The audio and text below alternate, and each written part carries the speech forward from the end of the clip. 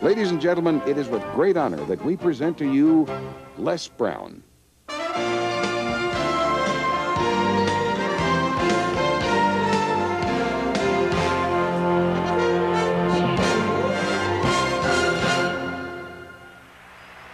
What I'd like for you to do right now, I want you to think about your dream, because I'm in a room full of dreamers. Think about your dream right now. I want you to think about it and envision it.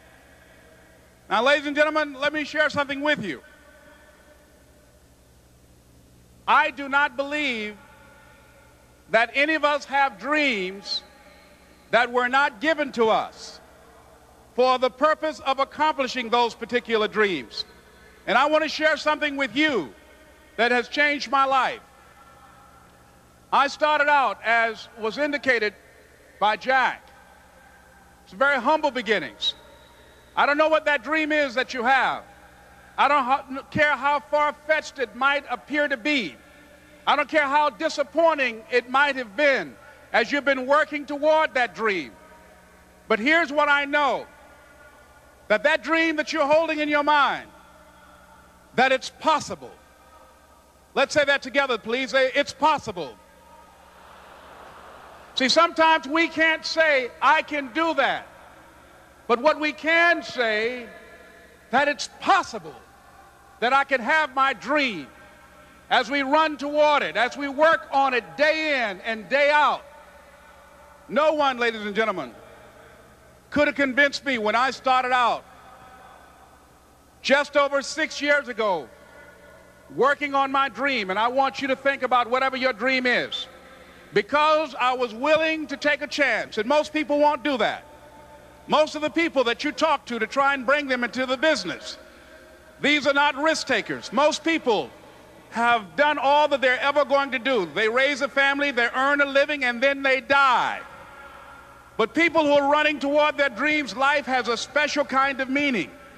And here's what I will share with you, that in the process of working on your dreams, you are going to incur a lot of disappointment, a lot of failure, a lot of pain, a lot of setbacks, a lot of defeats. But in the process of doing that, you will discover some things about yourself that you don't know right now. What you will realize is that you have greatness within you. What you'll realize is that you're more powerful than you can ever begin to imagine. What you will realize is that you're greater than your circumstances, that you don't have to go through life being a victim.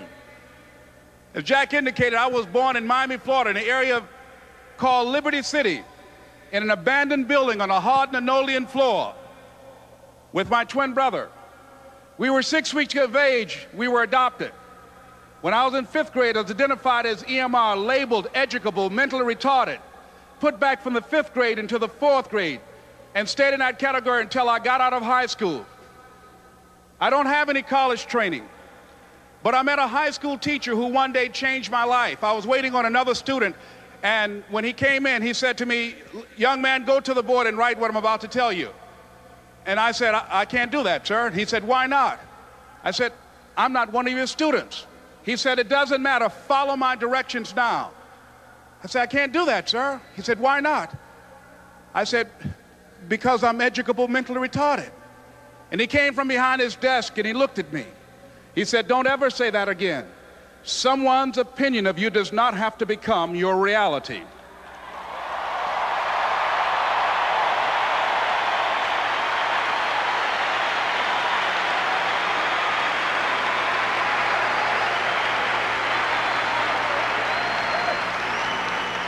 And that man, Mr. Leroy Washington, did something for me. He started planting seeds in my mind that enabled me to begin to dream, as Dexter has been doing for you. And ladies and gentlemen, I started working on my dream. And most people don't work on their dreams. Why? For many years I didn't. One is because of fear. The fear of failure. What if things don't work out? And the fear of success. What if they do and I can't handle it? The other thing is that most people, ladies and gentlemen, they get comfortable. They stop growing, they stop working on themselves, they stop stretching, they stop pushing themselves, and they end up becoming very cynical about life, and they throw in the towel on themselves and on their families and on their dreams. And the other thing is that most people don't feel worthy. What I'm doing now, I could have been doing years ago. But because I did not have a college education, because I didn't believe in myself, because I allowed other people's opinion of me to control my destiny, I didn't act on my ideas. So I applaud you for your dreaming, for your running toward your dream. I applaud you for believing in yourself, because that's what life is about, stretching and challenging, looking for ways that you can begin to improve yourself. And ladies and gentlemen, as a result of stretching out, of acting on my dream, and I don't know what that dream is for you, I can tell you that it's possible. No one could have convinced me that after just over 6 years, I will have my own book entitled Live Your Dreams. Just over 6 years, I would have 5 specials on public television. Just over 6 years, I've done motivational speaking for AT&T, Procter & Gamble, McDonald's Corporation, Xerox, IBM. Just over 6 years. I will now have my own talk show that will premiere on Monday, Labor Day. I'm saying to you, your dream is possible.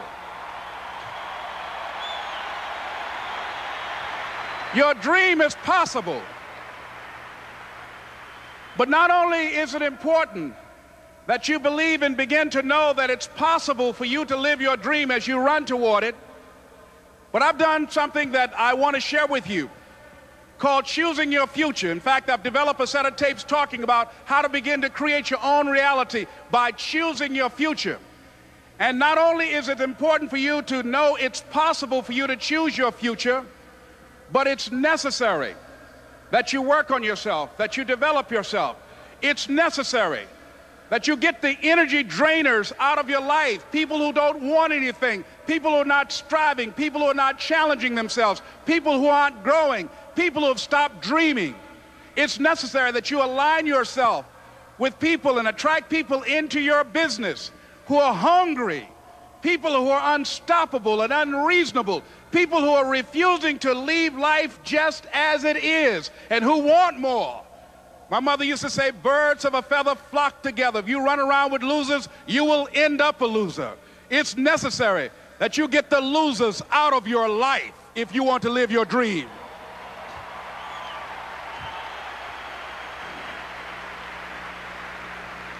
It's necessary to know that everybody won't see it, that everybody won't join you, that everybody won't have the vision.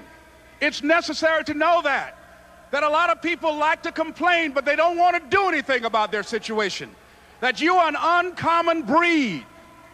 You know, you have to know within yourself that I can do this. Even if no one else sees it for me, I must see it for myself.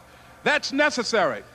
It's also, ladies and gentlemen, necessary that you be creative when you're working on your ideas, that you understand the importance of changing up, of readjusting your strategies. Many times we can have a great idea, but if you're not advancing it in the right way and things don't happen, you become discouraged and think the idea doesn't work. No, that's not true. It's necessary that we become creative. I remember when I was in New York walking down the street, and a guy approached me and said, "Hey, mister, can I shine your shoes?" And I said, "No, I'm in a hurry. I don't have time." I kept walking. Someone else said, "Hey, man, your shoes look clutty. May I shine your shoes?" I said, "No, I don't have time. I'm sorry, I'm busy." And I was walking faster, and many people solicited me for my business. And then finally, a young man stepped in front of me, and he said, "Excuse me." And he started counting, 97, 98, 99, 100. He said, "Sir?" I said, "Yes." He said, "Come here, please." I said, "What is it?" He said, "Today is my birthday. And every year, just to thank God for another year of life, the 100th person who passes my shoe shine stand, I offer them a free shoe shine. Would you give me the honors?" I said, "Why, sure." I got up on the shoe shine stand, George, and I sat there, and he shined my shoes diligently. And when I got down, I looked at them, they were sparkling. And I was walking away, and I said, "Thank you." And I stopped, I said, "Excuse me, but how much do you usually charge?" He said, "Only $2. I said, "I tell you what, today's your birthday. Here's $5, keep the change." He said, "Thank you." As I was walking away, looking in the opposite direction at other people coming, he started counting again. 97, 98, 99, 100.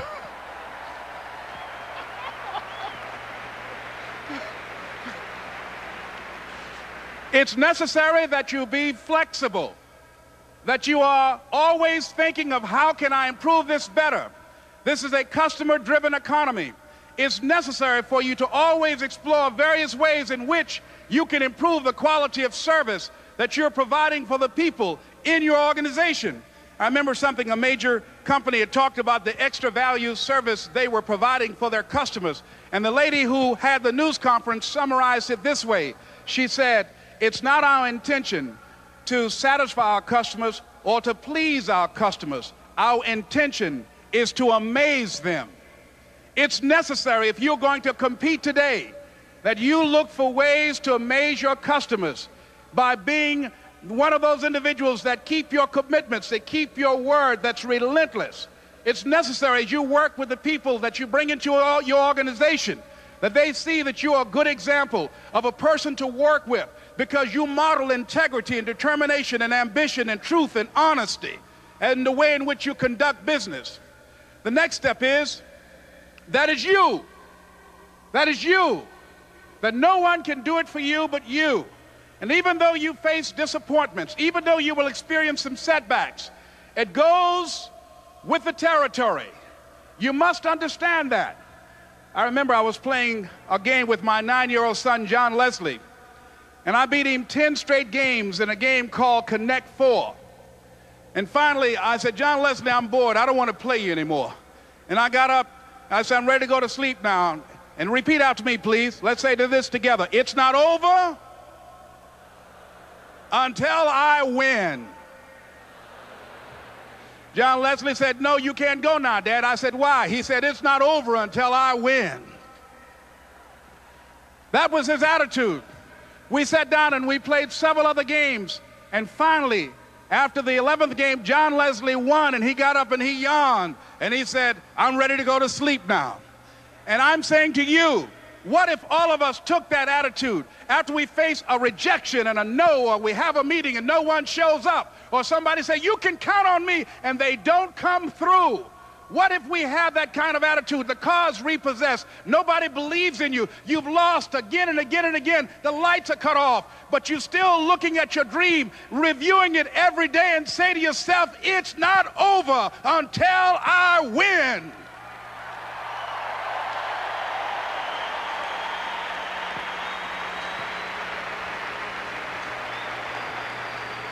Life will yield to you. Now here's the next step. Repeat after me, please. It's possible. I can live my dream. It's necessary. I work on myself. Surround myself with winners. Become creative. It's me. I've got to make it happen. It's not over until I win.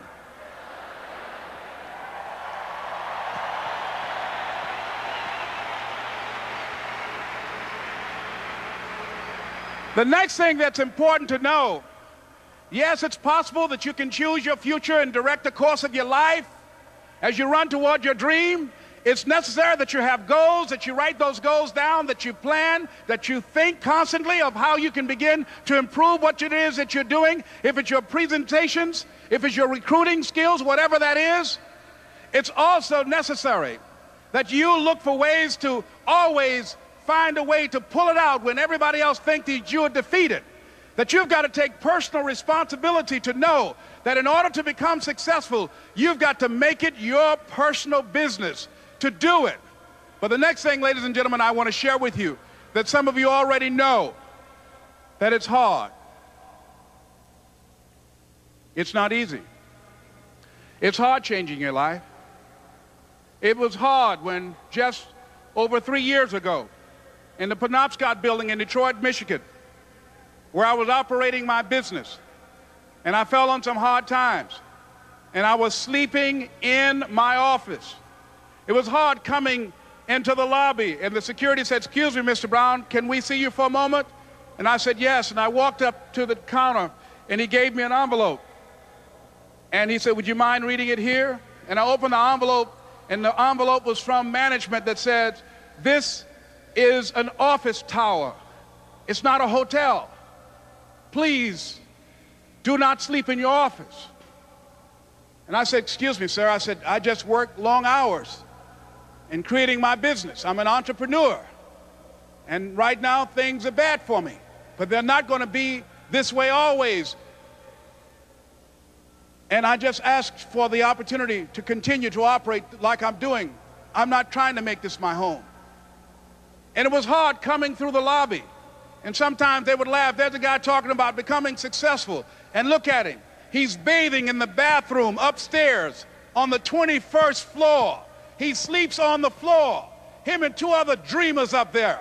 Look at him. It was hard, ladies and gentlemen, coming to speak to people. And I was facing financial difficulties in my own life. I was behind on my bills and my dreams, and I'm saying to them, you can live your dream. It was hard, ladies and gentlemen. It was very difficult to pick myself up each day believing that I could do it. There were times that I doubted myself. I said, God, why is this happening to me? I'm just trying to take care of my children and my mother. I'm not trying to steal or rob from anybody. Why did this have to happen to me? It was very hard. And here's what I want to say to you. For those of you that have experienced some hardships, don't give up on your dream. No one could have convinced me by holding on, by continuing to push forward, by continuing to run toward my dream, that one day I would have my own talk show. It's a long shot, ladies and gentlemen, from Liberty City, an abandoned building on a floor, never knowing my mother or father. It's a long shot. Being here with you today in this dome in Atlanta, it's a long shot. No college training, labeled educable, mentally retarded, but I kept running toward my dream.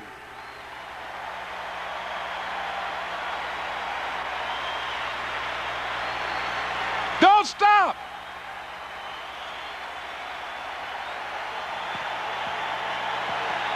Don't stop.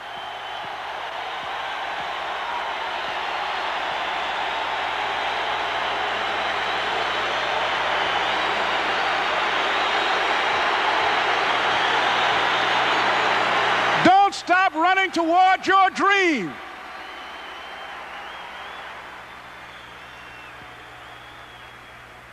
It's very important as you hold on to that dream.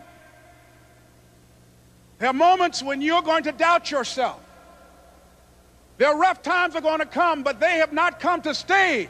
They have come to pass. It's very important for you to know that. Don't say I'm having a bad day. Say I'm having a character building day.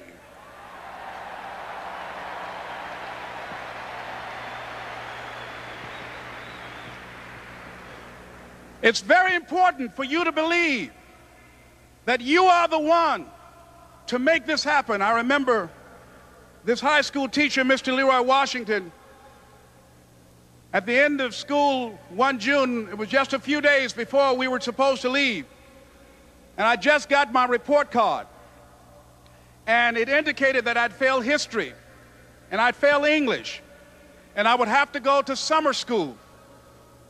And I was feeling within myself that I was a failure, that I'm slower than most people in getting paperwork, and I was feeling down on myself and very negative. And Mr. Washington was giving a speech to the graduating seniors, and I was in 11th grade. And even though I wasn't supposed to be in there, I went in there because the speech he was giving, that speech was for me. And as he talked, my heart began to beat fast. Tears began to run down my eyes, and I was in the back just listening to him because he said, and he was a very dramatic man. I still talk to him to this day.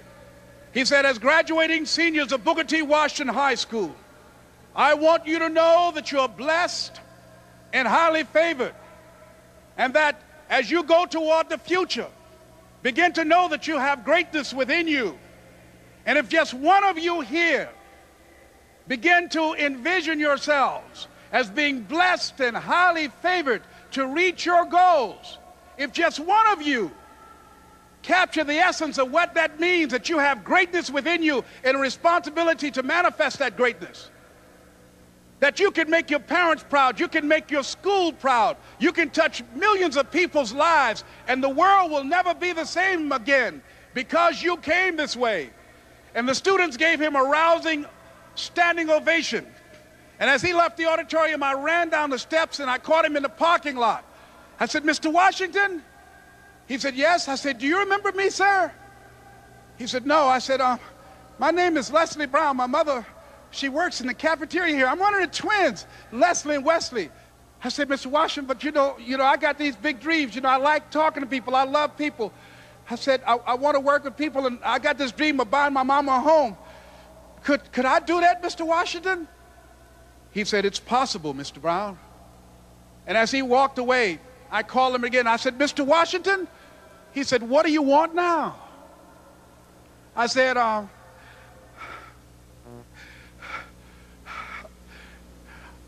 the one, sir." I said, "I'm the one. You remember me, sir. I'm Miss Mamie Brown's boy. I'm the one. I'm the one."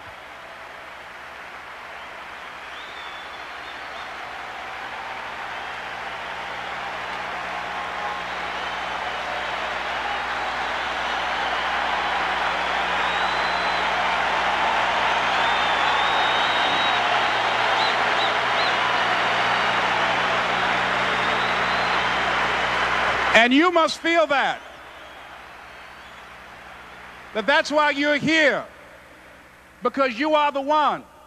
And I remember when PBS first played one of my specials called "You Deserve" one Sunday afternoon in Miami, Florida. I had some friends call him to tell him to tune in. And he watched the program. He called me in Detroit, and I answered the phone. I said, "Hello." He said, "May I speak to Les Brown, please?" I said, "Who's calling?" He said, "You know who this is." I said, "Oh, Mr. Washington, it's you." He said, "You were the one, weren't you?" I said, "Yes, sir." He said, "And you were so crazy." I said, "I know, but I'm rich now."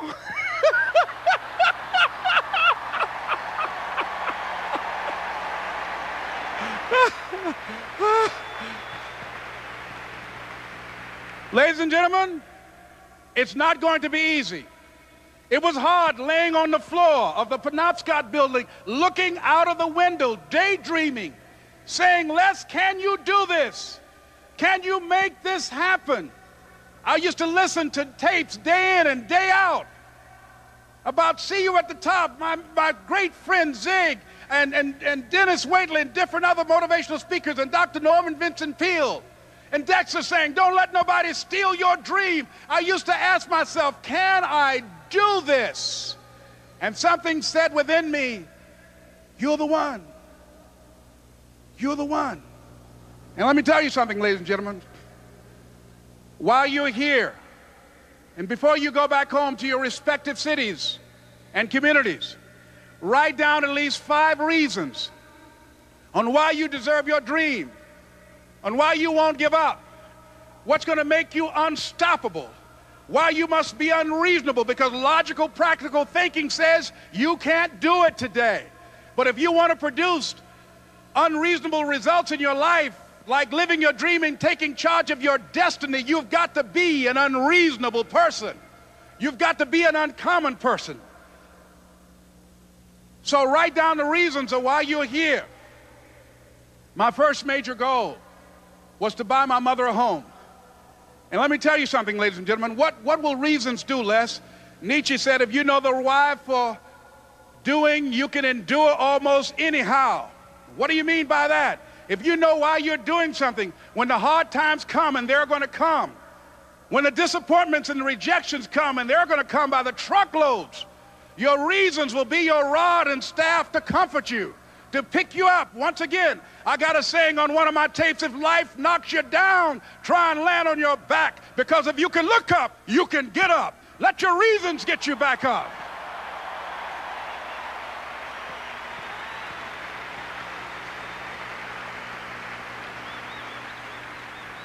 I remember when I bought the home for my mother, and she came out of the car. When I opened the door, I said, "Mom, I think I know these people in this house." That was my first major goal. And then I couldn't conceal it anymore. I said, Mom, I got this for you. And as she went from room to room, looking at the house and saying, thank you, Jesus. Thank you, Lord. No one ever could have convinced me that this could have happened to me. And she looked at me, she said, Leslie, and you caused me so much problems as a boy. You were always into stuff. She said, no one could have convinced me that day when I walked in that house and this lady was holding you and your brother. And she said, ma'am, I want you to promise me 2 things. And she said, what is it? She says, 1, promise me that you won't separate them. She said, I want them raised together. I want them to know each other. I got pregnant while my husband was away in the war, and I can't keep them. Promise me that you won't separate them. She said, I promise I won't. I've never had children. I promise I won't separate them. And she said, promise me that you'll never tell them about who I am, because if my husband ever found out, he would kill me. She said, I promise. And she said that she gave them to us, and she kind of cried, and she was walking out the door, and she looked at my adopted mother. She said, remember, don't you separate them. She said, I swear to God, I won't separate them. I'll keep them together. And she said, as I held y'all in my arms, I never had any children of my own. I didn't know how I was going to do it, but I knew with the help of God, I will do it. And ladies and gentlemen, my mother had a dream of having children and raising us. She didn't know how she was going to do it. You're going to be just like that. And some of you are already there. Well, you don't know how you're going to make this happen, but you just feel within yourself some way, somehow, with the help of God, I'm going to make it happen. Repeat after me, please. No matter how bad it is, or how bad it gets, I'm going to make it. I'm going to make it. Shake somebody's hand on your right and left and say, you got the right stuff.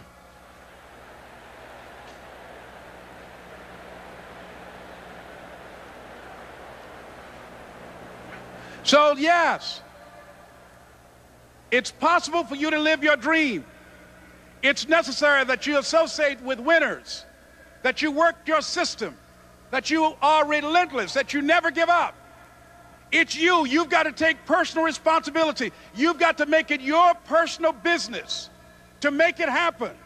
And you've got to resolve within yourself that I can do this, that it's hard, but you've got to say, I'm the one. I'm the one to make this happen. I'm the one to become successful in this business. As you work to help other people to become successful, that feeds your success. But you know it's going to be hard, but find out what will make it worth it for you. I told Mr. Washington I wanted to become a disc jockey. Someone asked me to tell this story. And he said, Les Brown, he said, if you want to do anything worthwhile in life, you've got to be hungry. And so I started working to develop myself. He said, I want you to practice every day being a disc jockey. I said, but I don't have any job now. He said, it doesn't matter. He said that it's better to be prepared for an opportunity and not have one than to have an opportunity and not be prepared. So every day I was working to develop myself. And that's what you must do. And as I was working to develop myself, I applied for a job as a disc jockey, WMBM on Miami Beach. I went to a guy named Milton Butterball. I said, how you doing, Mr. Butterball? I'd like to get a job as a disc jockey. He looked at me, he said, you have any broadcast background? I said, no, sir, I don't. You have any journalism background? I said, no, sir, I don't. He said, we don't have any jobs available. I said, yes, sir. I went back to Mr. Washington and I told him, he said, don't take it personally.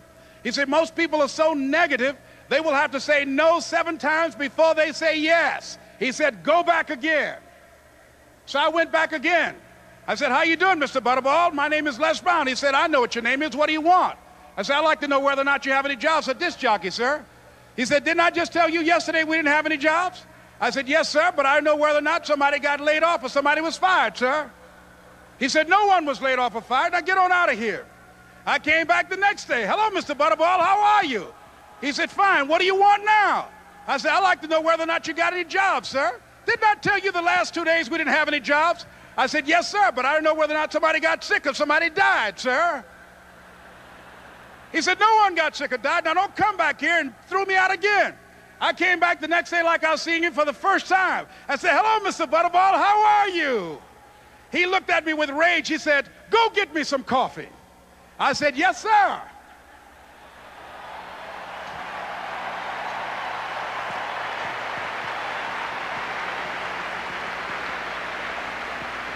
And I went to get him some coffee.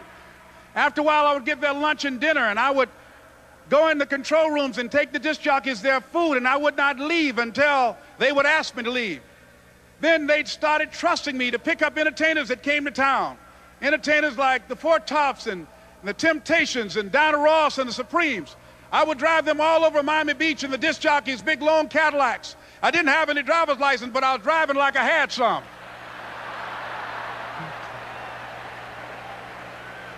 And one day, one Saturday afternoon, while I was at the radio station, a guy named Rock was drinking while he was on the air. I was the only one there, looking at him through the control room windows, walking back and forth, young, ready, and hungry. I was saying, drink, Rock, drink. Drink, Rock. I'd have gone to get him some more if he'd asked me to.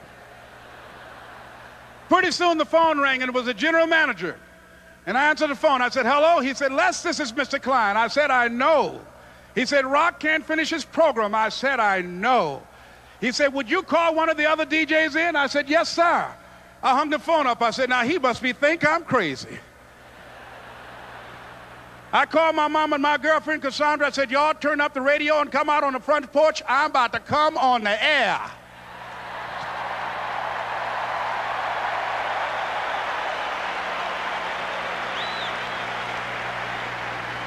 I waited for about 20 minutes, and I called him back. I said, Mr. Klein, I can't find nobody. He said, young boy, do you know how to work the controls? I said, yes, sir. He said, go in there and don't say nothing here. I said, yes, sir. I couldn't wait to get behind those controls. I put on an old Stevie Wonder record called Fingertips. I sat down behind that turntable. I said, look out, this is me, LB Triple P, Les Brown, your platter playing papa. There were none before me, and there will be none after me. Therefore, that makes me the one and only, young and single and love to mingle, certified, bona fide, indubitably qualified to bring you satisfaction, a whole lot of action. Look out, baby, I'm your love man. I was hungry.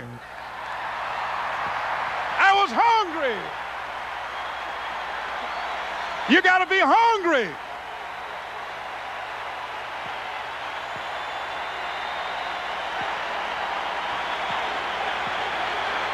You got to be hungry.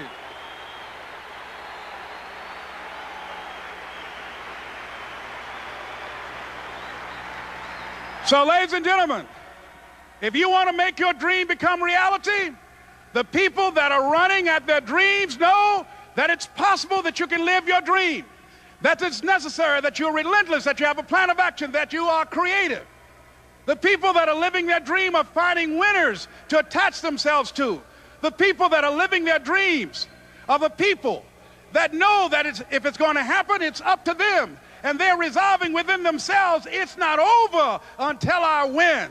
The people that are running after their dream know they're going to have hard times. They keep on running because they're saying within themselves, I'm the one, no matter how bad it is or how bad it gets, I'm going to make it. The people that are running after their dreams are the people that are hungry. Shake somebody's hand on your right and left and say, you got to be hungry.